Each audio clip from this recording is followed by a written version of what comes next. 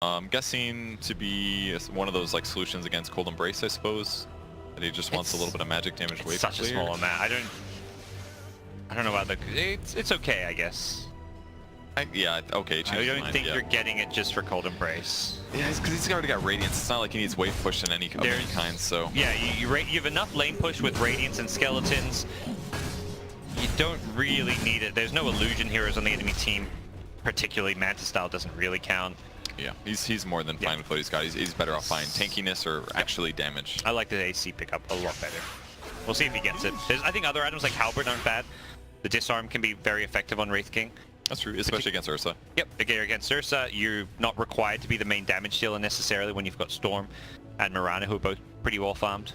They are really close to Radiance on Bloodseeker, though, and obviously that last fight went bad for Optic. You mean Radiance? He's going BKB. Yeah, I'm sorry. Keep saying the wrong Oh, okay. Yes. So even though that fight went really bad, at least if they can initiate, things could certainly turn around in their favor. So just need to outmaneuver their opponents. It's crazy because, yeah, it feels like in some ways Ursa and Bloodseeker have not had an item since their first items they got in 15 minutes. But finally these BKBs are coming out. 29 minutes. You would have hoped to have seen these a good 5-6 minutes ago, but such is the nature of these greedy Alk drafts sometimes. But once Alk finishes his Ags, then things are certainly going to be solid, I think, for Optic Gaming here. He does still have to worry a little bit about being chain stunned, I guess. And there is also things like Wave of Terror, decent right-click damage, but it's a lot of magic, things like Radiance. So I think he should be survivable enough when he pops BKB that they can actually take a really good fight, especially if he initiates too. Looks like TNC are just thinking about next Roshan, and they know they're in much better fighting shape and can just kind of keep playing around this pit. They've got pretty good vision right now. Definitely strong map control with both top and mid always pushed out to the tier 3s. It feels like they do have some slight bottom lane issues that sometimes have to be addressed, but all in all, mid and top lane are the important lanes because they're the ones that play around Roche. I mean, it's definitely one of those nice things to have, is just knowing that all your cores are just overwhelmingly strong, so you can just feel more comfortable even if your vision isn't the best. Optic getting their first double bounty in quite a while. Getting some gold advantage there, but now they're at a deficit of 5,000. Yep. Dire Scan did clip a hero at Roshan. We'll see if that may suggest to Optic that they're in the pit, and with these BKBs freshly picked up, do they consider fighting it? You think they have the ways to win a fight at Roshan with BKBs? I think they're too worried not having BKB on Alk, but they do have to go for the fight because if an Aegis is on Storm, that is such a big threat. Radiance is up on Alk. We'll see if he notices or not, but Roche at about half HP. They're actually looking like they're going to jump on Tims in the mid lane. He's going for the blink stun, but he can't quite see him, so he doesn't know. That's what Tims is there for, so that they don't actually contest Roshan, and perhaps he was strong enough bait that he pulled them away. Alk still wants to fight this one. He's channeling stun. I don't know about this one. He's going to stun himself. He didn't have his blink dagger up. CNC in all sorts of trouble. The Terrorize is going to catch him as well. Oh, Raven happy to go blinking in. Storm going for the backlines. Finds the Winter Wyvern. He's very low. He's going to immediately lose his Aegis, though. That's maybe not the best thing for the Storm Spirit, who will be coming back to life in just a second. And Mirana BKB got caught by the Winter's Curse. They are going to still chase down CCC, bring him down the swamp. It's going to help save them. No, save them, Mirana. No, it does not do that. Mirana goes down, bench, hits the deck as well, post-swap. It's going to be Wraith King trying to chase down the Crystal Main, succeeds in doing so. An arm melt on his second life, cleaning up, gets himself a double kill. Only Bloodseeker survives. The BKB is being helpful, but not game-changing. I mean, considering they had Aegis and Cheese, that wasn't bad for Optic Gaming, but getting in there late, CCNC stunning himself, just catastrophic fight for Optic Gaming. They had to spend things like Cold Embrace just to buy him some time while he was stunned. I'm sure he was trying to go for the Manta dodge, but it's difficult to time. CC was not able to get out of that there. Tims, Pycat, there's a jewel going out. He's just dying to the Blade Mail. It's a Blade Mail kill. Okay. Why is there so much gold? He was full health. 600 for the Dark Willow, and then back on the other side, 500 for Pycat. That's the biggest chunk of gold Pycat's gotten all game. Yeah, these solo kills, and I mean, for Pycat, it's because it's, you know, his team's kind of behind, and for Armel, it's you're killing core hero by yourself. They'll get you something. The delayed Lincolns here are going to be really useful. They actually killed Storm pretty easily in that last fight. It was like one Frostbite, and that was it. Storm was dead. So there's really two lockdowns to worry about. The Frostbite and then the Winter's Curse into Blood Rite. So Lincolns will block both those initiations, Winter's Curse and Frostbite. Yep. And Alk obviously still does have a blink stun, yeah, but yeah, I mean the issue in the last fight was they got so late to the Roche pit they didn't have sentries set up really, at least in the actual Roche area. So when CC came forward, there was just nobody to go for, and it wouldn't have been worth it for him to blink any more aggressively. So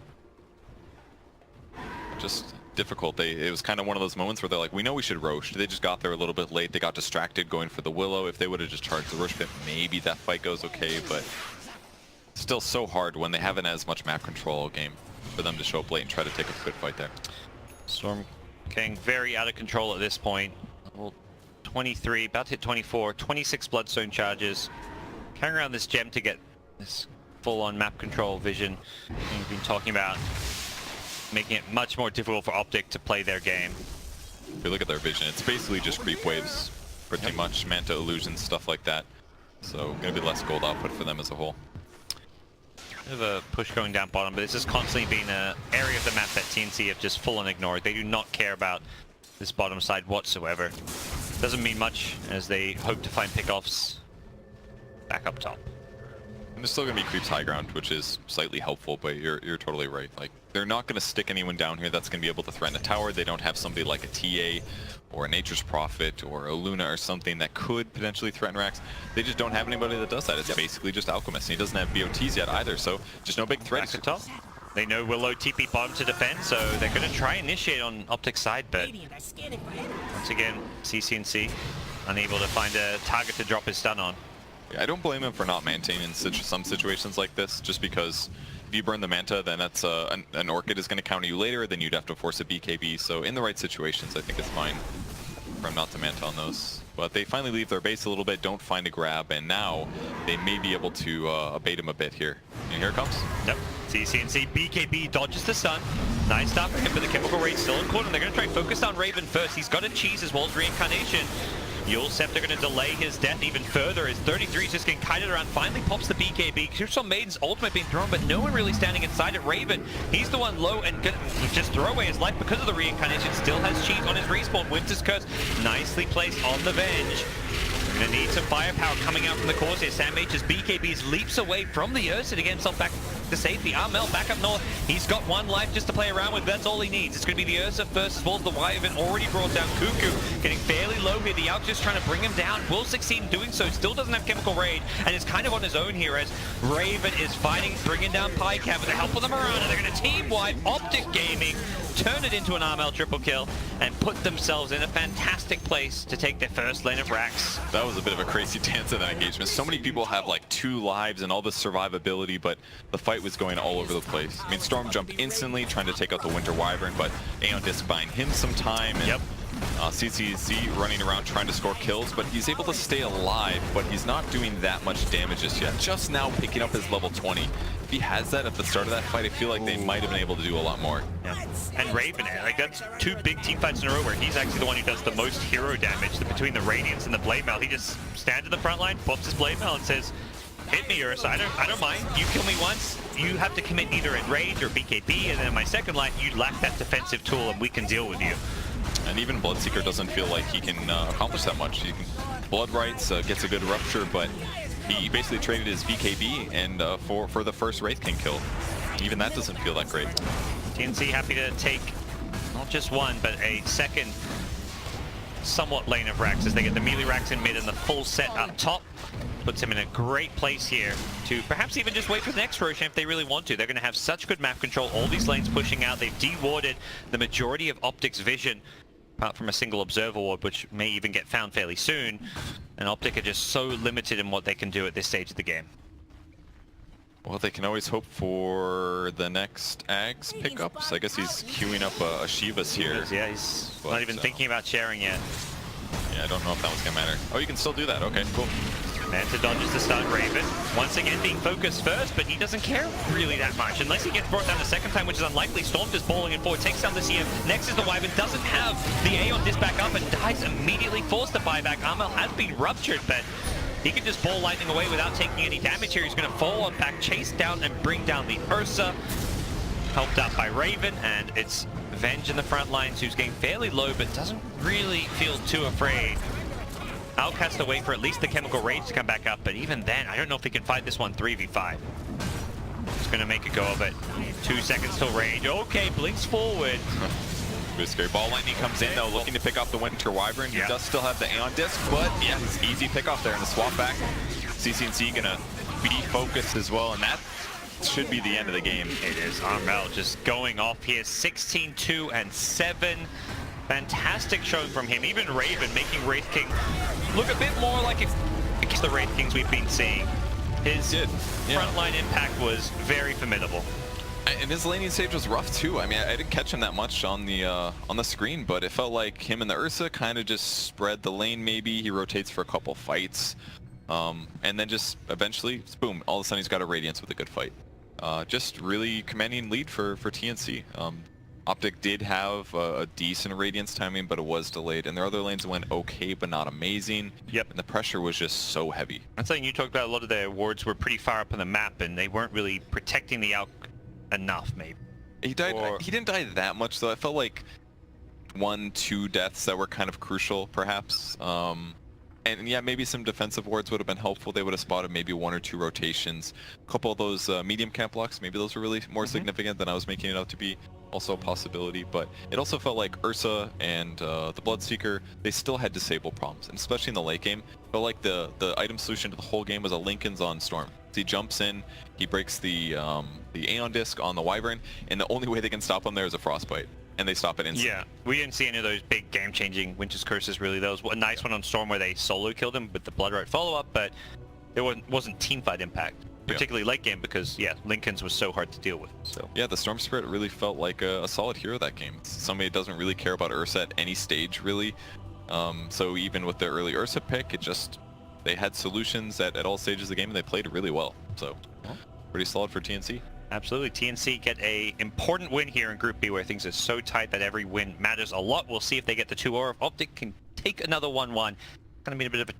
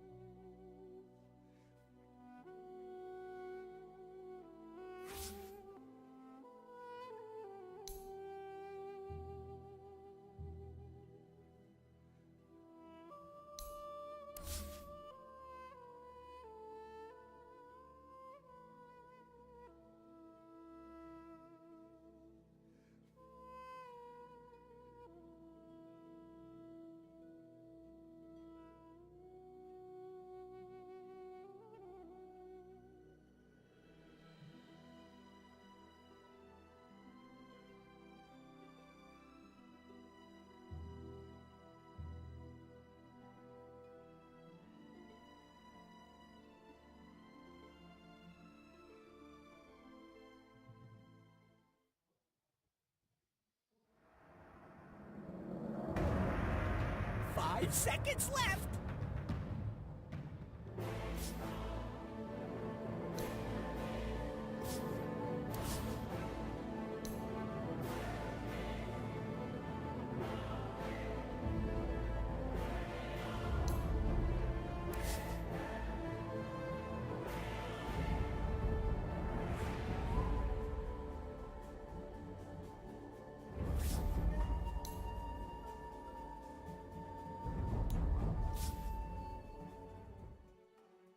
Dyer's turn to pick. Lion. Couldn't do that with skinny legs. Lion. Maybe. You never know. So Lion Dark Willow support duo. We'll see how that puts the Mirana. This hero's mostly been kind of that offlane-ish role, reposition. So what do you think the purpose here is? I mean, I'm seeing a lot of magic damage, so they can deal with DK and Bloodseeker. Yes. I'm seeing a lot of bursts, which is pretty good. If you catch Bloodseeker and he has Blood Rage on, just blow him up instantly. Do you see anything else past that would make Lion a good pick here? Because I feel like it's usually a little bit more straightforward why it's... Reliable disable initiation as well, something that Mirana Willow don't give you. That's true. So if you want to pick cores that don't have lockdown, you've got Lion who will eventually get a Blink Hex if you need, or Blink Impale, whatever. He'll get a Blink Dagger. Yeah, that's true, I guess. But I think the points you laid out were more the core reason, which is magic damage against DK, Bloodseeker, burst damage against pretty tanky heroes that you kind of need. Yeah, they're just basically covering their bases against something like a potential storm, because one disable of any kind means that Dark Willow can do a Terrorize, and it'll probably be with Bramble Mazes, and that's almost always going to be a guaranteed core kill. And pseudo set for like a Mirana arrow too at some point with the Impale, so it's not like the best of setups, but it is a setup of sorts. I do like Earth Spirit as a bit of a solution though. Silences, gap close, disables, things like that can be really effective against heroes like Dark Willow and Lion. So I don't think we've casted an Earth Spirit game yet. I'm excited to catch it. I've seen some on other streams and other matches. It was Baboka actually played a game of it. Okay. I think that was Fog the one was against telling me Liquid. about. Yeah, it was one against Liquid. How's Earth Spirit doing? Apparently Fog was saying he killed Miracle like 4 or 5 times, but then they ended up losing the game, so. Okay, that's why they were tipping back and forth. I understand Yes, that. that's the game where Miracle tipped him mid-team fight, so. We'll see how it does here. I'm not sold on Earth Spirit's viability. I think there's a few heroes that, teams are going to like and want to try out. Center is one of those where it's like, okay, he's not terrible, but there's normally better options for what this hero is looking to achieve. Well, I think this is the perfect game for it, though, because he's up against heroes that don't have high HP, that do have to cast spells to stay alive or defend themselves or do offensive things. Yeah. And if you play Earth Spirit correctly, that is the perfect circumstance for him. Oh, I If he totally initiates agree. first. This is another good Wraith King game, though. Good against Bloodseeker, as we saw last game. Don't really care about the Earth Spirit stuns and silences too much because, if you can't cast spells, you're going to survive until you can cast spells, typically. And no mana burn heroes in sight as well as of yet. Probably won't see that happen. 10 seconds. Might see a PL ban last or something. I feel like you should ban that PL. 5 seconds Against Optic. left. Yeah. Yeah. And they do get the last pick as well, so final call here for Optic. And since they cover their bases so well and their disable types right now, I definitely feel better about them going for that kind of a lineup. Monkey gets banned. Optic has not been doing their Dota buff research. 0 and 6, guys, come on. They must be worried about like Dragonite in the mid lane or something, because maybe that's one place where he's just got no chance. It's definitely here that can snowball off of a favorable lane matchup. Be giving away willy-nilly. As we saw in the OG games, sometimes hard to close those games out, even if you do have a good time going for you here. Ban the Clinks, so... Yeah. And they've got the strafe against the Wraith Fire Blast, so it makes it hard to initiate for Wraith King, but most of the other heroes not throwing around projectiles. Oh, but I would say Clinks is definitely another hero. I mean, it's a high damage, mobility, ganker, and again, heroes that need to cast spells to defend themselves against that are usually the ones that are weak to it, especially if he goes more damage heavy. Even if you skip something like I don't know, Maelstrom. I mean, nobody goes like Orchid or anything right now, but that could be effective. It would have been really good against Huskar too. Juicy pick. This makes it difficult for Optic for the mid lane. DK, Bloodseeker don't really want to lane against this fella, but Optic do have a final pick if they want to send DK to the side lane, as they have done many times before in the past. It's not just CCNC who plays it. They'll run it off lane on 33. Teams have even run safe lane DK, so And by far the worst thing about it, doing that, is that your lane just ends up becoming a little bit overly defensive. You don't have as much kill opportunity. So, you know, that would kind of be sustainable, I guess, as long as the supports kind of get stuff done, and Spirit's good at that. So as long as he gets some last hits, good at it. But they're only a few seconds to pick. We'll see what that is in a second. Invoker, ooh. Yeah. He's good at it, but he doesn't want to lane with like a DK or something. If you're told as an Earth Spirit, oh, you got a DK to lane with, that just sounds like, oh, what am I going to do? Is CCNC an Invoker player? Is this new? It is. He's been playing it a lot in pubs. Okay. Being, I guess, you know, picking up, learning the hero bit. He's got a 6 set, so, you know, he's got the Dark Wizard set. And hopefully that will be the best Invoker set available on the market in the next 3 months. Is that not on the market? I was making an Immortal or a Arcana joke, but... Oh, okay. And by 3 months, I mean 9 months, but... Was that one of the ones from the recent... It's the last head-to-head, isn't it? Oh no, isn't it Rubik? Did Invoker lose? Oh, that's right, Invoker lost. Oh, okay. No, that's I'm right. confused what you're My bad. about. I was way off. You know, end of the day, last game of the day. It's Void Rubik. That's the remainder. Yes. The Invoker upset happened, and it's gone now. Yeah, I'm just going to use our platform to quickly let viewers know you should be voting for Faceless Void. Exactly. Won't accept any Rubik votes. I want those Rubik players to be angry for a second year in a row. That sounds fun to me. Yes. If you're on the fence, just think about annoying other people. That's why we all play Dota. You're not really playing. No one enjoys Dota for themselves. They enjoy pissing off other people. So what do you think about the Invoker this game? Do you think he's going to go Quas Wex is question one? But I also feel like Sunstrike would be really good against Huskar too. Yes, so... Exor. I believe it is. I think you need it for the last hitting, for the laning stage.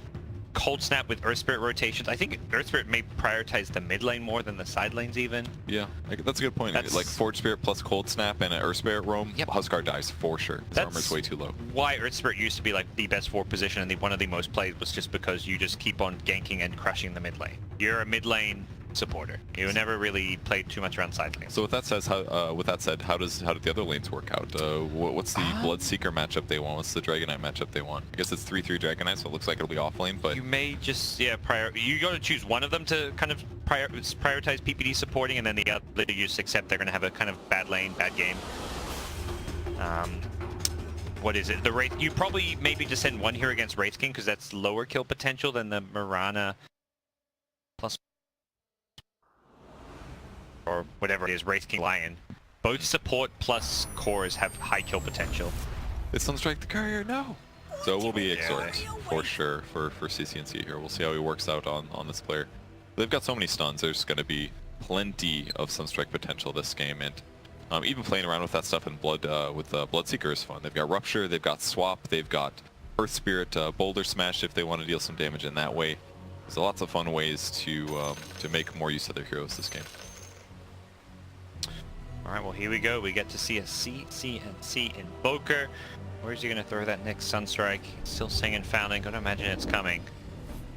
Wish I could play your perspective right now. It'd be great. Yeah. And they're actually going to change up the lanes. Huskar's going to be safe lane. They'll put Armel in the mid lane instead. That way he doesn't have to deal with the Invoker and the Earth Spirit roam. It does sound a little bit too severe. It would be hard to play around that. He's holding on to the Sunstrike because he hopes his team finds that initial first blood for him.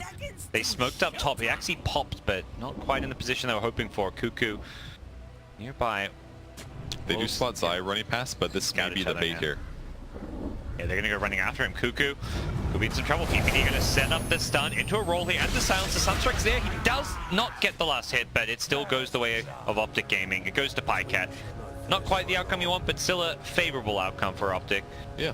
I like how they did that. It's like they waited for a very long time. They knew their opponents were playing safe. They walked Earth Spirit past just to make it seem like he was putting wards down or something like that, but only him.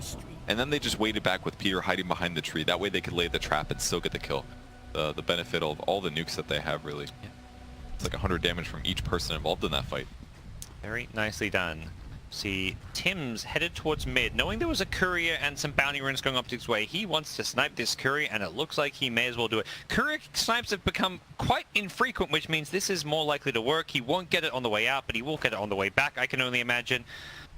Unless he micros it an odd direction for whatever reason, but he is not sending it anywhere bizarre.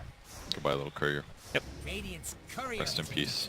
TP's immediately to the bottom lane, where it is going to be the DK in the solo lane. It's not Earth Spirit initially mid. They're tri-laning up top, trying to get an initial kill, and they will get a second initial kill, which they'll get. I kind of like this, because you can secure a side lane, and then you're no longer needed there. You can go mid. Whereas if you start bottom, it's like kind of, you're already sapping XP, so once you leave, your DK's in a really bad shape because you've shared XP and you're leaving him alone. Yeah, I mean, this is like maybe one lane that I'm not too worried about ditching for the first minute or so, because Dragon Knight's not going to really abuse the Wraith King or anything. It's not really going to be his Dragon Knight, but I mean, like you said, Darkwell is not going to be able to do that much past sapping experience here and right-clicking a bit, so I definitely looks good for Optic. They also sent Mirana mid, actually worth noting. We were kind of mentioning a potential Husker mid. Yep. No longer the case with the Invoker pickup and also the Earth Spirit in the playing field. That would just be a pretty tough lane for Husker to play, so he is going to be playing up top. But that's against the tri lane. They do find Earth Spirit in the trees up here. Doesn't look like much is going to come of it, as although Raven is swinging on over. Either way, Earth Spirit trades pretty well right now. He's got 2.7 armor. He's like a rare strength hero that still has pretty respectable survivability early on. And against a hero like a Lion, this is only going to get worse here. Get some blocks in. One Orb of Venom hit, needs 1 or 2 more to get the stun. Down bottom, 33 got very low. Not sure if we'll see a kill up here. Still chasing the Lion is Earth Spirit. Buku should be able to get back to the tower safety, but they almost brought down 33. He popped the salve and had it broken, but it did kind of save his life as Wraith King got a crit. They stunned him and caught him in a bramble maze. This is what you're going to do against a hero like a solo DK down here, is just bully him. Even if you can't kill him, get him down nice and low so that he can't stay in the lane. It definitely helps to have all the spell damage at least. He actually executes a pull here and instantly ditches the lane, which is probably the right thing to do. I mean, still one of the creeps gets denied, and Tim's is going to get some of that pull experience, but at the very least, by the time he is in base, he's going to be able to teleport back and get some experience. Yeah, the wave is going to be closer to his tower, and in some, that neutral camp is not worth much gold or XP, so he doesn't really need to stay there for the newts. He'd much rather be back for the creep lane XP, although he is missing that into the tower. He glyphs it. Yeah. That's one way to make sure you get, normally you see these glyphs around the mid lane, but he's going to use it down bottom, and now able to TP back. Although, unfortunately for him, Tim's has done a sidefall. TNC trying to get a kill mid here. They've got the Earth Spirit as well. They've got the stun. It's going to buy a little time. Armo's in very deep. Pounces, doesn't get all the way out of there. Has another pounce, but he needs to get to the high ground, and his Fairy Fire not going to be used. His TP was in his backpack, so not sure he could have even escaped there if he wanted to. But can you turn in that little corner? I assume he could have leapt onto the high ground. Maybe he didn't feel like it was worth it because of the heal aspect. Yeah. But I mean, you can turn in any corner. What do you mean? If you're talking about like just face your hero a certain direction? I really thought he was going to leap to the high ground and get out that way, but yeah, maybe just easier to die and respawn like the typical. It's quite hard to do. You can use the directional movement, but a lot of players don't use that. Yeah, turned that on once and was very confused and never went back. Yeah, that's one of those hotkeys that I think is a small niche of players maybe use. SF players probably use it. Yeah, absolutely. So Huskar pretty zoned at this point, hasn't even bothered to grab Burning Spears yet, knowing that it's more important to stay alive in this lane where he can just be triple stunned and chased down on Sunstrike. So even though they did dodge the scary lane for the Huskar, it kind of feels like he's still being shut down. Although he does pick up a Helm of Iron Will kind of out of nowhere. I'm sure the Courier Snipe helping a lot with that one. Yep, they have extra gold. Also just, you know, having nothing in terms of items, no boots, no wands, just going straight for this Helm for the regen item. Does get stunned at the top lane, followed up by a silence here. That's going to get very low, and Pycat with all this extra movement speed, 2 points in the third, should be able to chase him down. 1 or 2 more right clicks, but he's getting chain stunned here with the Hex into the Impale. Raven gets back to the tower as PPD wanted to chase further. I think probably could have got the kill with PPD chasing as well, with Pycat chasing as well. Yeah, maybe. Might have cost him, like taking the tower shots. It's always a bit risky if someone TP's in. Especially with this early 5 armor, like Raven going straight for the Helm of Iron Will is such a great idea, because sitting under a tower like that, he was getting about 30 HP per second with Inner Vitality, so worked out nice. Then he does take Bounty Rune as well, TPing out here.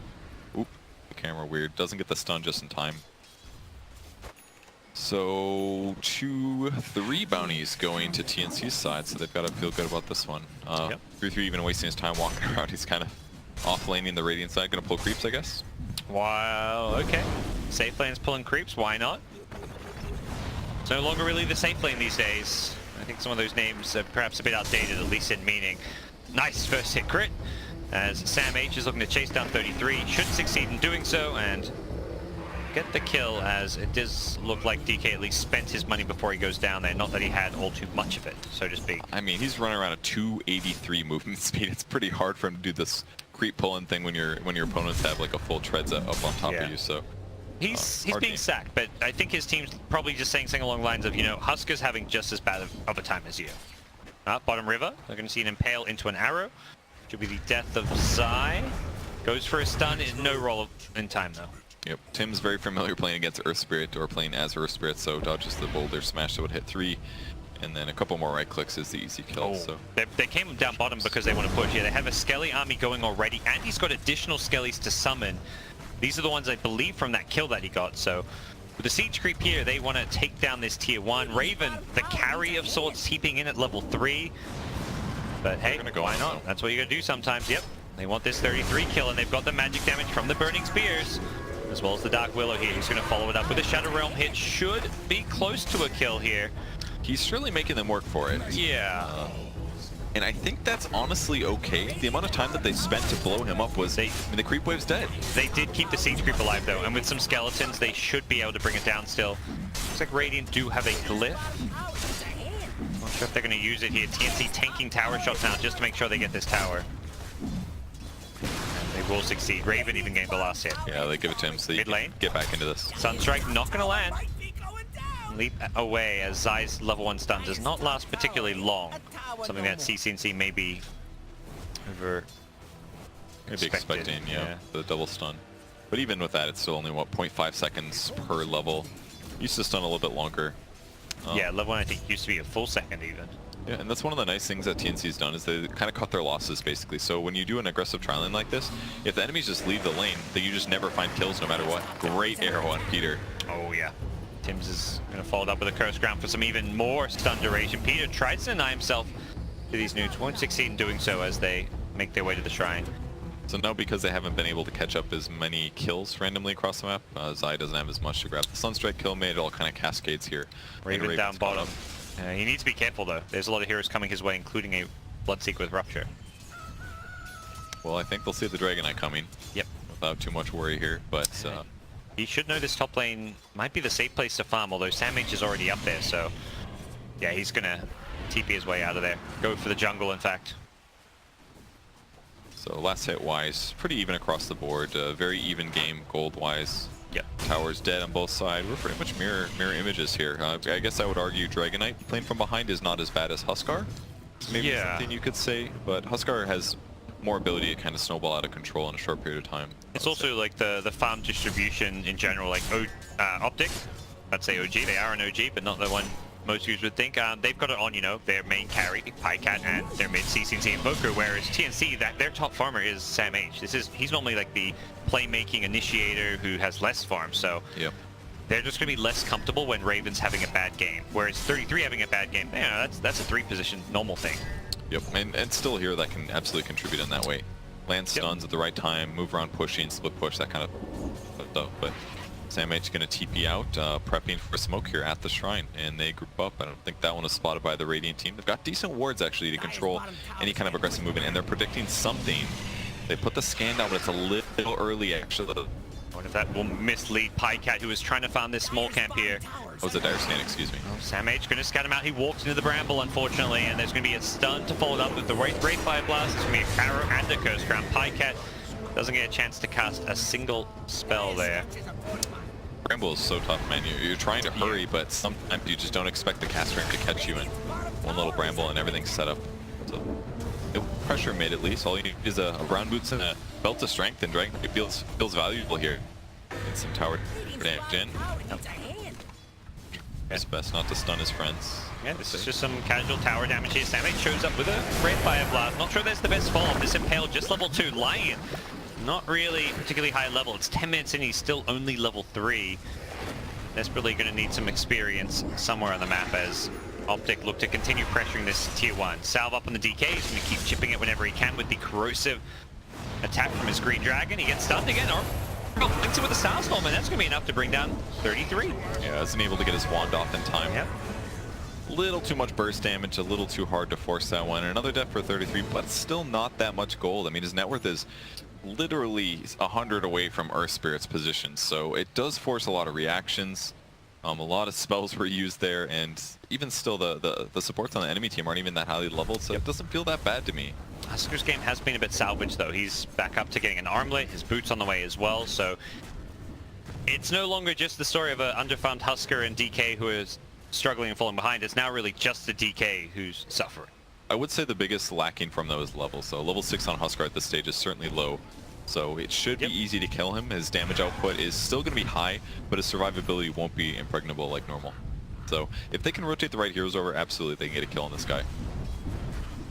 See a smoke from the Optic supports as they look to perhaps team up with Pycat. He's the most farmed Radiant hero, and unlike the Invoker, who's also very farmed, he's the one who wants to fight more and be aggressive, make some plays happen. So playing around him is definitely the right call, as we'll see what they can achieve up top. Even just taking a tier 2 tower here, it's 11 minutes in. That's a nice pickup for them if they can get it. Instead, it's going to be Dark Willow who runs into them with the Shadow Realm and immediately pops the smoke and gets out. Yeah, so they're doing a good job trying to get the silence off in time, but it doesn't catch him before the Shadow Realm. So would have been an easy kill otherwise. And they did spot the, I believe, the Mirana, as well as the, I think it was the Wraith King used to be down there, so they felt comfortable trying to make a play there. I used Moonlight Shadow, looks like to initiate on mid, but they actually spotted the Wraith King going invis up top, I believe, so. Yeah, in the Sentry mid lane spotting him out. Oh, great. Was that's a Sunstrike. Oh my, in base, CC&C. Where did he see him from? There's Must have predicted it. I mean, he saw him in the jungle earlier maybe. They go for a D-ward now, but that was like... He saw him with the Bloodseeker passive. Oh, okay. That makes a lot of sense. And he's probably armlet toggling, gets low. Yeah. Has to predict. Maybe he forgot about his history, yeah. I mean, he may have, yeah, it's one of those things you may see the thirst on you, but then think, oh, I'm fine, and then, yeah, Sunstrike comes out.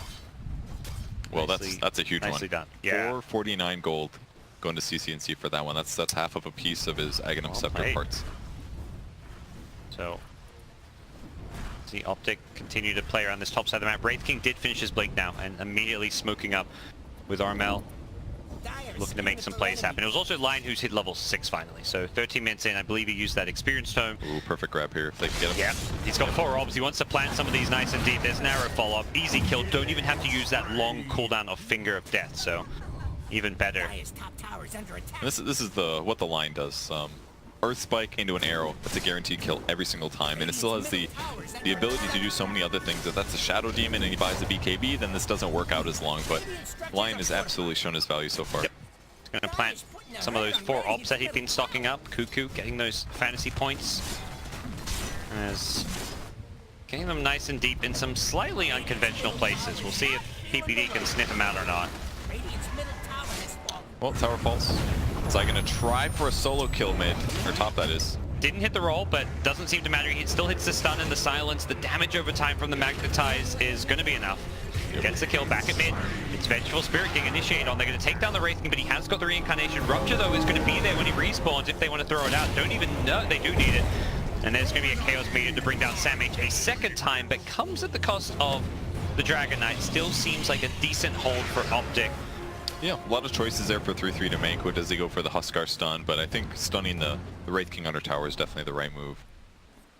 Maybe he's blink aggressively to get in, not quite sure, but again, he's kind of just spending his hero's resources in the way that he's just trying to get as tanky as possible and forcing his opponents to spend spells on him, and he's absolutely succeeding there. Coming in invis is Armel, and he's got a Lion to back him up, so which one are they going to go on here? Earth Spirit's nearby, though, and he's got that long range roll to help people out. The arrow going to follow up with a Starstorm. They need to kill Pycat and kill him quick. They do succeed in doing so. There's a Hex as well, but Lion in all sorts of trouble will end up going down. Wasted Terrorize at least, so small value there for Optic, but losing a carry like that for support, not a good spot to be in. In the meantime, Raven's still just getting lots of farm on the top lane, queuing up treads, aiming for a halberd afterwards, but I think Optic has got to be happy with the position that the Huskar's in this game. I just don't think he's going to be the biggest threat. On the bright side, bounties aplenty for TNC as they glide to a 2k gold advantage. I think the issue becomes it really isn't just about Huskar, though, because both Wraith King and Mirana are farming very well and both will scale well. Wraith King going for the same build we saw last game, at least queued up. Blake, Blade Melt, Radiance, and this is, I feel like this is probably the most standard common Wraith King build I see, at least in pro games, as well as some pub games, is that you just get the Blade Mail and then you farm up this big Radiance time, and you can still fight while you're farming for the Radiance. Like, even when you have 4K gold stocked up, you're still very useful, assuming you have Reincarnation. Yeah, that's a good point. Gator Pandam gonna get caught here by the gank here. Tim's actually misclicking with his shadow thing, but Venge might stay alive, actually. The raindrops helping save his life there, it looks like. I mean, if he didn't misclick, that was a kill. Yep. Probably. I guess it would have raindrop blocked all the damage, but perhaps.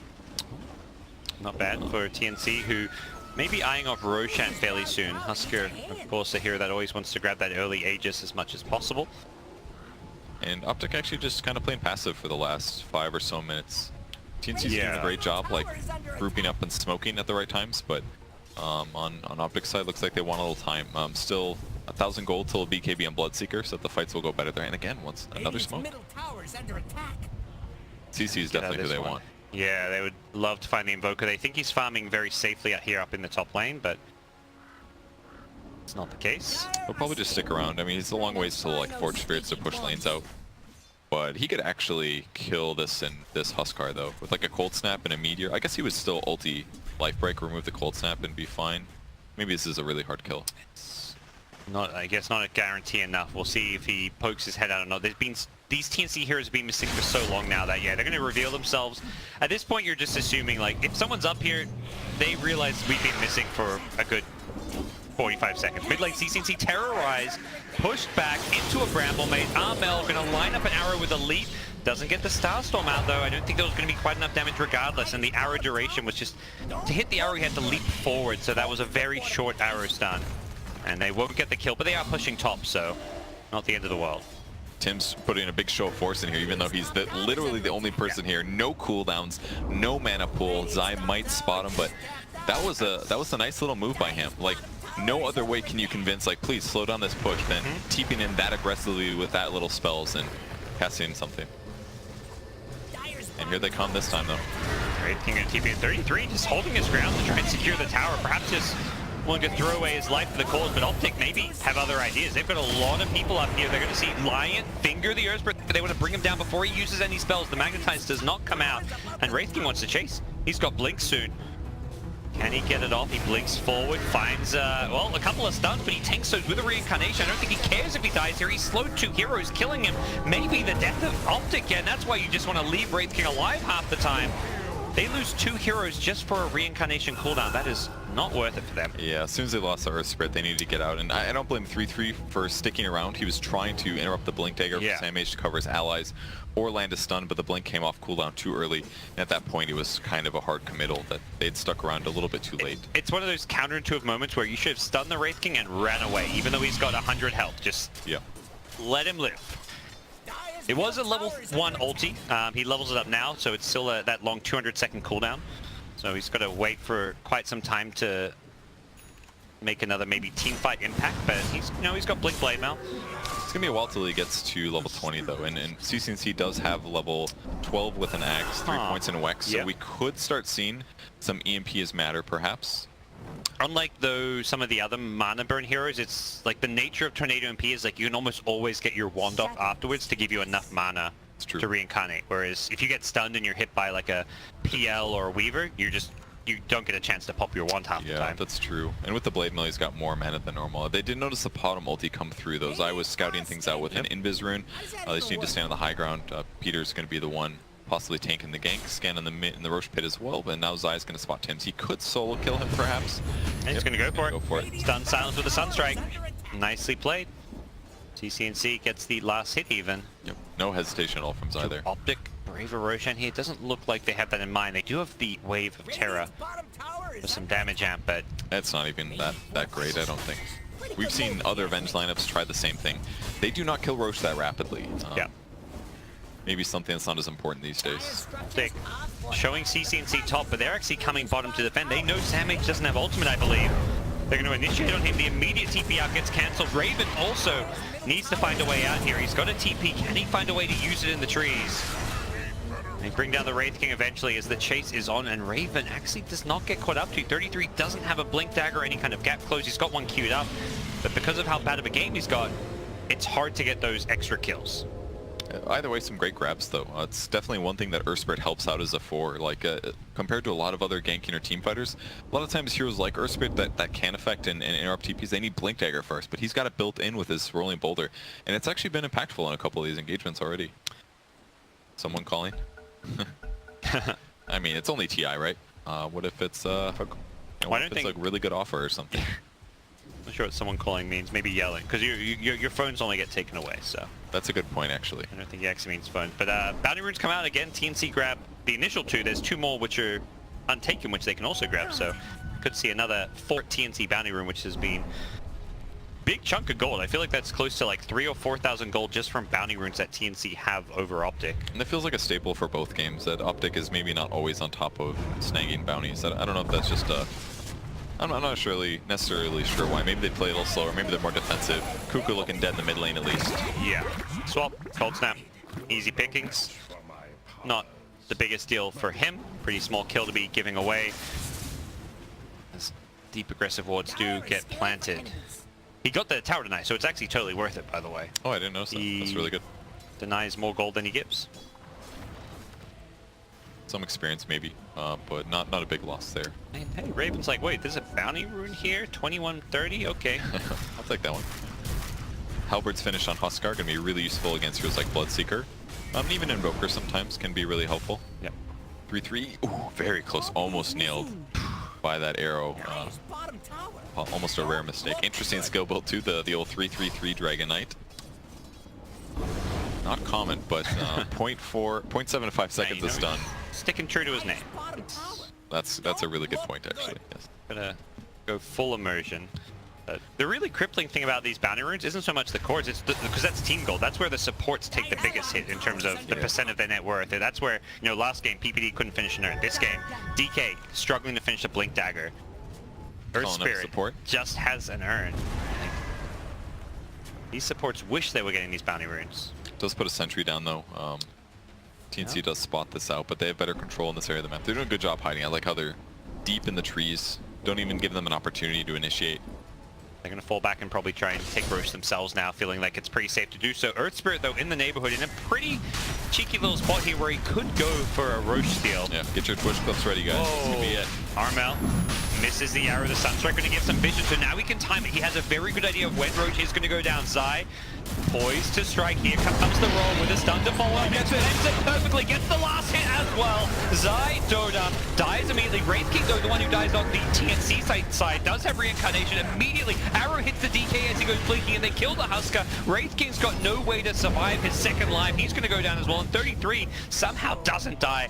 Zai with a magical little play to get Optic Gaming back in game number 2.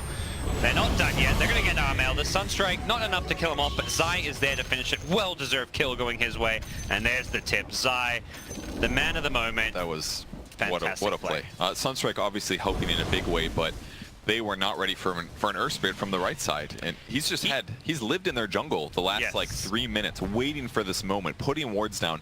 And with this information, I feel like Optic has used this to not get killed on the map. They just felt so much more confident the last 5 minutes. It's like they were just waiting for the Roche fight to happen because of Earth Spirit. Like, yeah, he was living in the enemy jungle, getting down wards, but even after getting the wards down, he just stayed in that exact like cliff spot for the longest time. Oh, CCNC, you do not have the ages. Your team may have just secured a Roshan, but you need to be careful. Swapped away to safety. They're going to come in with the Wraith King here. The Finger of Death will help finish him off. Dynamics doesn't have reincarnation, but it doesn't matter. They've got a showing of force here. They've got numbers. As Raven pops up, will bring down PPD.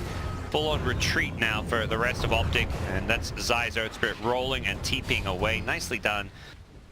Will escape. He needs a vacate, man. He's out of Stone Remnants. He's got one left here. Definitely a big loss there. CC trying to push that those cooldowns a little bit too far. And once again, it's always like a single Bramble Maze catches a hero. And it doesn't feel like it's if you're playing this hero, it just feels so rough to land those Bramble Mazes. But Tim's always gets the edge on one important heroes that leads into the catch, that gets another stun, and just constantly is getting kills for his team. 1, 2, and 9. Doesn't look impressive on the scoreboard, but he's making really good plays this game. He's been definitely one of the big playmakers for them. As things will still look overall pretty good for TNC. They're going to Moonlight Shadow up and take a deep venture onto the Optic side of the map. They've lost majority of their vision here, which is perhaps partly the reason for this, so they can try and sneak out some bounty runes and also a kill if possible, but none present themselves. They'll feel good about this fight, though. They do see Raven jungling over here, so if they can force a team fight, they'll definitely... And what do you know? You know, TNC getting 4 bounty runes. We've seen this before. We've seen this again. This goal difference, I want to say, is almost entirely bounty runes right now. It's got to be. If I was an Optic coach, I would certainly bring it up once in a while. Yeah. But I mean, we're seeing it not just like from TNC and like Optic not doing it, it's like every team will smoke and make plays around bounty runes. Yes. It's like, oh, bounty runes coming up, let's grab 3 heroes, smoke, and go and find a kill. Even if you don't find a team fight, you find a single pick-off and you secure bounty runes, it's basically like killing multiple heroes. It definitely comes down to what kind of heroes you have, though. I mean, not that Optic Gaming's lineup looks that abnormal or anything, but if you have lots of low cooldown ultimates, that kind of a thing, then it's fine to do these fights. Like Dragon Knight, not great at these little bounty rune fights because you don't necessarily want to commit to something that might be a half-hearted fight. So another great tower deny. Tim's being the one for this one. So 2 towers denied now against Optic. But so great map control around the enemy jungle. This is normally where they want to play, but it's also where heroes like Huskar have to live because he can't push lanes very fast and he is a bit vulnerable to a lot of focus pressure from like 3 heroes. Little 3-man smoke down bottom. Pycat could be on the receiving end. He does have a BKB, but Lion has a blink, and that's one of the best ways to counter BKB. A blink Hex, a blink Impale. This could be the death of Pycat if he's not careful. He's close to his tower, but not close enough. Blink Impale is there. Pycat, no insta BKB. He should be going down here. The Boulder Smash, almost there in time to save him, but it's not going to be enough. Zai wants to turn this one around, though. He's going to buy back as well. They should be able to get some kills off of this Optic. We'll get the Husker initially. Can they find more? Cuckoo going for the TP out. It's a longish TP. He barely makes it up. PPD trying to get the swap, but it was too late, and he just swaps his teammate. And I think TNC are going to feel great about that. Bloodseeker bought back. Yeah, the buyback was really costly there. About 1,000 gold loss for Bloodseeker. Yeah. I think they misread it. They must have assumed, it felt like they looked like it was going to be a big team fight and like, oh, they're all here. They just ganked me by a tower. Let's take them in a like 5v5 situation. But it was just a little gank squad. It was like, let's gank, let's get out. I mean, it could have been really scary, right? If the whole team is there and they kill Pycat like that and win a team fight, the creep wave is there as well. That could have just been a Rax that happens all of a sudden at a 27-minute window. So yeah, very true. It's one of those things that you have to buy back really fast in a lot of cases to make the window of making the team fights better. So if you hesitate, bad stuff like that happens. So when you play unpredictable, like TNC has been with some of these movements, that's when you start getting these little edges over your opponent. In this case, a big edge. Yep. That's one of those smoke kicks I feel like is very random. Like maybe not random, it was obviously there was a clear purpose to it, but very few teams would make a play like that. Yep. Like, oh, let's just, we're showing 2 heroes, there's a Wraith King pushing top. This dire side going all the way down to this bottom lane to find a kill right by the enemy tier 3 is definitely an unexpected play. And Sam H prepping for the Radiance now. Yep. He's playing the somewhat pseudo carry role this game. He's well, similar farm to the Husker, but he's going to be much more the front liner than the Husker. Yeah. I mean, especially because Zai is doing so well, 5, 2, and 6. He's picked up Spirit Vessel. You could really see it against a Huskar. Like, once he initiated and he dropped the ultimate and put the Spirit Vessel on Huskar, Huskar was wrecked. There was not much he could do. He's not going to get as much healing. He can't armlet toggle very safely, so really straightforward for Zai, at least until he gets BKB on Huskar. So for now, it seems like Ganks is kind of the way that TNC has to play. Lincoln's was the Armo pickup as well, which protects him against Rupture, but he hasn't really felt like somebody that can also jump into a fight and just be really happy with how things are going. So maybe TNC just does these poking things and gets these ganks off to try to delay things until they have the big items on their heroes. Yep, definitely can work. For Optic side, it just kind of feels like, they're playing this slower game. They're looking towards the late game, and if they're going late game, it really needs to be CC&C who pulls them through, because DK has no farm whatsoever to scale with, and Bloodseeker, BKB, Halper, this is not a scaling build, so it really is all in on this late game Invoker. He's going to have to hit some sick combos. But with the Dragon Knight being behind like this, he's not going to collect more farm that rapidly, especially when he maxes out Breathe Fire last. Yeah, which is understandable for the way he's trying to play here. He's trying to be the guy that takes the focus and takes a lot of damage, takes a lot of spells, but obviously his farm level is really starting to suffer. 7,500 for him. But maybe he's just feeling like, I can't actually catch up at this point. I'm too far behind for the Dragon Knight, so I'm just going to focus on stuns, being in the right place at the right time, and pushing towers. And he's done that, but they need to start winning team fights, because things are going to get out of control if they just stay stagnant and get little ganks here and there every 5 minutes. They're just going to get out-farmed. Bottom lane, there's a big Skelly army on a tier 3 tower, so let's say somebody has to address this. Bounty runes coming up in Optic. Birds, they've got bounty runes. 2 whole bounty runes. Incredible. Christmas Day. Richest they felt in a while. Supports are happy. Look at that. Immediately, items being bought. This Halberd, it just shows up out of nowhere. Yeah. Look what a couple bounty runes will do. Changes everything. And 3-3's inching closer towards his Black King bar. About 500 go for that. That way he can super confidently initiate, actually. Yep. Almost a BKB on Morana. They're going to try to catch him. Get the silence off. Good initiation. Now the stun. perfectly played there by Zai, and that's an item that doesn't help you against Earth Spirit. The Lincoln's is pretty much useless. Very nicely played, hitting those rolling stuns and silences. Optic is real happy with that one. At minimum, it's going to be a buyback force, but very likely they get the tier 2 here. Roshan is actually up in about 40 seconds, same time that Mirana is respawning, but they're just going to go high ground here. Why not keep pushing? Yep. It looks... Well, TNC going to have to come back and do something about this. Maybe looking for a swap here. And they've got the double siege creeps, which is a big part of why they probably went for this push. They put Alacrity on one, they're pinging it. TNC's like, we're going to do something about this siege creep. We just lost a tier 3 tower out of nothing. Alacrity siege is so goddamn good. Wasn't that a full HP tower before this? It was. The tier 2 tower just died. And now those 2 catapults actually killed the tower. It melted. By themselves. With Venge Aura, but mostly 100 damage from Alacrity here.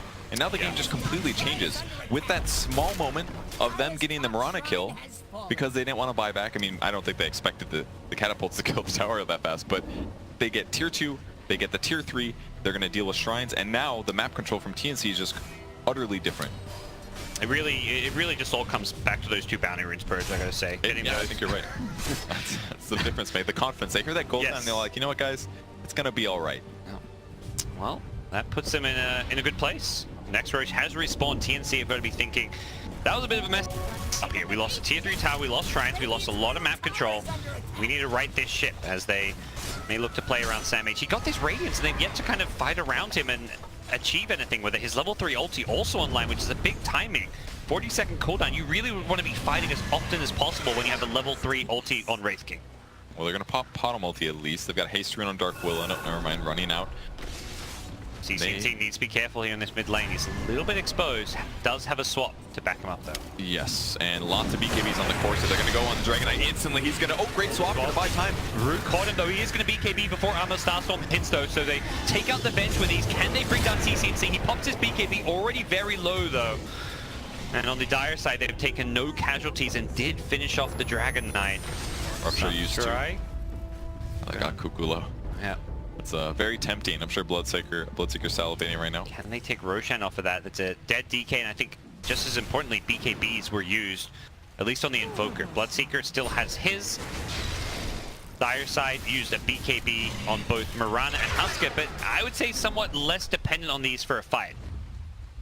And they can't even easily cross here. They're going to pop smoke. Tim's in a great position though.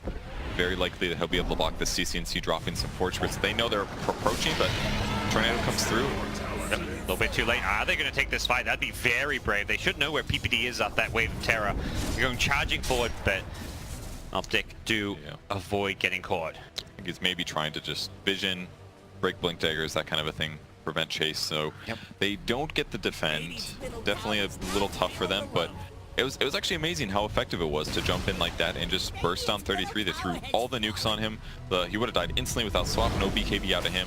And it really needed to go the opposite way. The Dragon Knight's basically playing the same kind of role as what the Wraith King normally does. Jump in tanky, disable a guy, and let your allies follow. But they weren't the initiators themselves. And even though, bottom lane, TP in, that's going to be got a cheese. 1 life. Oh, uses the cheese. That's not what you expect when he has reincarnation, but should be able to find PPD. Hex Impale, nothing. Cuckoo couldn't find him. He used the Impale already. I guess wrong with where he was. Yeah, guessed on this line here. And couldn't get vision for a Hex. So nicely done to get out of there. And the cheese was used, which was not bad. Perhaps win for Optic, even if just a small one. It's weird because the swap is a save, but it still feels like the best way for TNC to fight is just to blink stun a hero, even if they know that hero's getting saved. Because if they get into half health, they're less likely to be able to team fight. Raven mid. He's not going to BKB. Okay. He's got the Aegis. He is going to go for the BKB. Is he going to turn and fight? You betcha. There's a hero in rage. He has been ruptured. He's kind of stuck in place here. Doesn't want to go for a life break just yet. He's got Pycat BKB'd up in front of him. Now he goes for the life break with the rupture wearing off. He's going to go chasing after him. Gets caught by the halberd, unfortunately, so he can't do too much damage. But Pycat's lost all his teammates. No Invoker, no Venge, and no life left for him. At least not for another 75 seconds as the push goes down mid. TNC taking game 1 and now in a fantastic spot for game number 2. A 2-0 in this very contentious Group B would be absolutely massive. They did get 2 bounty runes though, at least. But ultimately it comes down to the same thing that's happened every single other team fight. TNC jumps in, puts a stun on an important hero, they drop Finger of Death, every nuke that they can. Yep. and they get a kill. This time it was on Invoker. You burst down that first target, or you get them very low and they get swapped out, but either way, they're removed from the fight. So you know you have an edge whether you kill them or not. You've got heroes that are just less dependent on some of those spells. It can be a buyback from Bloodseeker. Huskin is going to immediately delete Earthbreak. He's got no buyback. 33 TP'd in with a BKB, but he just does no damage. What's his BKB for? It's going to stun out on Raven, but is there a follow-up? There is a Rupture. He's got Nages. He may just not care. He can stand still. He's going to get tornadoed. Sunstrike follow-up. Can they kill him once? Better question, perhaps, can they kill him twice? They'll kill him once. Bring him down, as does the Wraith King. He pops the Blade Mail on respawn. If they want to go for Sam H, they sure as hell can, and they're going to kill him a second time, so no respawn here. Probably wishes he still had that cheese, as they do go looking for Raven's Husker. Melee Rax was claimed. They're going to go for it. BKB on Raven if he needs it. Doesn't look like he does. And Willow's out of there. All right. I mean, I thought that was okay. They did get the full set of Rex, but it felt a little bit worse. They are still very able to kill the Wraith Knight. Lots of magic damage, basically. So until he gets something like a BKB, and he's got the money, 6k gold, 6k, yeah. He dies real fast. I think that's the right pickup here, but we'll see if he does end up committing to it or not. Seems like TNC's been just using BKB, but BKB's a little bit better, but I don't really blame CCNC in the mid lane because they had great vision. They had wards up on both sides, but the pod multi got used. They dust the Huskar, so they know where Huskar is, but they don't want to pop BKBs just on the off chance that it's Huskar alone and nobody else shows up. So it's like one of those hard moments, and instantly you get a blink hex or a blink stun, and if you can't react in time, it's over. Like, your hero's going to get bursted down. So tough moment there. Maybe they just needed to be a bit quicker killing the Huskar initially or something, but it's kind of almost like the nature of the heroes that it's a lot easier for TNC to BKB because they can usually see the stuns coming. There's no real... The blink stun from a DK is kind of instant, but on the dire side, a blink hex or a blink impale from Cuckoo's very hard to dodge. Wraith Fire Blast possible, but tricky, so much easier for TNC to use BKB as well. Yeah, those are one of those like super high level things where a small reaction time difference can be an absolute change. Like, if you are fast enough to get a BKB off, they're looking for a swap maybe on the Wraith King, but he's got BKB active and they notice that.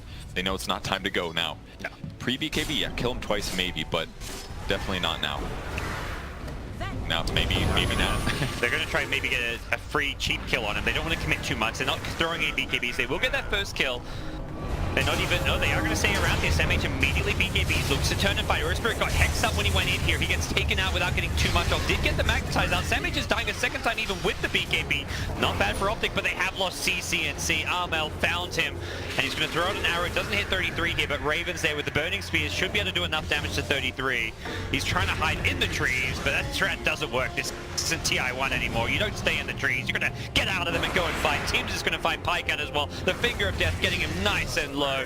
Perfectly primed for Tims to finish him off and get a double kill. He even got PPD. They're all dead. They've all got no buyback. It's GG. Optic have been 2-0'd here, and TNC going to be going to sleep with smiles on their faces tonight. I think Optic did a great job with the heroes they had.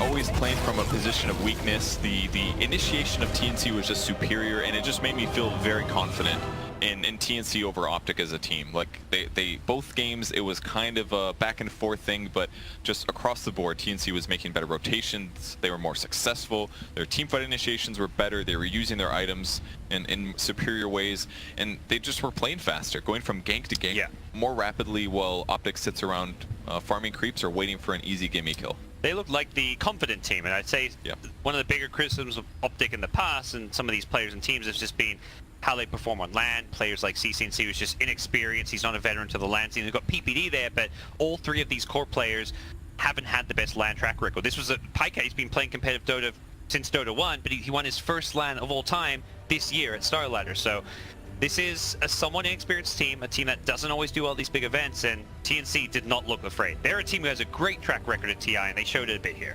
Yeah, absolutely. Going back like 3 or 4 years now, pretty storied and very experienced players as well. They really showed off this game, and kind of straightforward heroes. It seems like they have a pattern that works for them, opening the Mirana and then going from there. And they look pretty legit, so that gives them a 2-0 here, and it's going to give them some great separation in their group. And for Optic, they're going to be pretty disappointed, I think, with the 0-2 pushing them towards the bottom here. That puts you at that 3-5 record, where some of the bottom teams were in your group, and you're in a Team big secret. group.